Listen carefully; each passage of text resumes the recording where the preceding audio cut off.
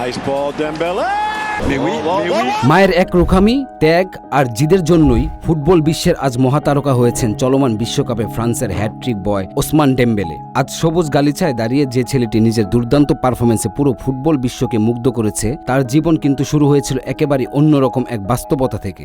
আলো, খ্যাতি আর সাফল্যের অনেক আগে ছিল অভাব, কষ্ট আর লড়াইয়ের গল্প। সে ছেলেটির নাম ওসমান ডেম্বেলে।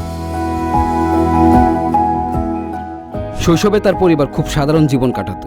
বাবা মা আফ্রিকা থেকে ফ্রান্সে এসেছিলেন ভালো জীবনের আশায়, কিন্তু বাস্তবতা ছিল কঠিন। সংসারে অভাব ছিল নিয়মিত সঙ্গী। ছোট বয়সেই বাবার উপস্থিতি কমে যায় জীবনে, আর তখন পুরো পরিবারের দায়িত্ব নিজের কাঁধে তুলে নেন তার মা ফাতিমাতা। ডেম্বেলে যে এলাকায় বড় হয়েছেন সেটি ছিল অনেক সমস্যায় ঘেরা। সেখানে ছিল বেকারত্ব, হতাশা আর খারাপ পরিবেশের প্রভাব। এমন জায়গা থেকে অনেক তরুণ ভুল পথে চলে যায়, কিন্তু ডেম্বেলের জীবনে সবচেয়ে বড় শক্তি হয়ে দাঁড়িয়েছিলেন তার মা।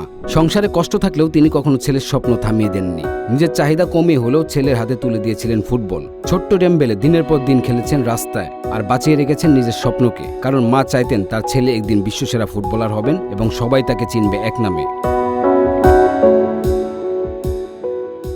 মা শুধু তাকে ভালোই বাসেননি, তাকে দেখিয়েছেন সঠিক পথ।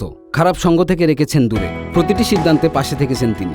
যখন মাত্র 13 বছর বয়সে বড় ক্লাবগুলোর নজরে আসে ডেম্বেলের প্রতিভা, তখন তার মা নিজের আগের শহর ছেড়ে ছেলে ভবিষ্যতের জন্য চলে যান নতুন শহরে। সবচেয়ে অবাক করা বিষয় হলো, বড় ক্লাবের সঙ্গে চুক্তির সময় অনেকের মতো ডেম্বেলের পাশে কোনো বিখ্যাত প্রতিনিধি ছিলেন না। সেখানে ডেম্বেলের পাশে বসেছিলেন তার সাধারণ মা।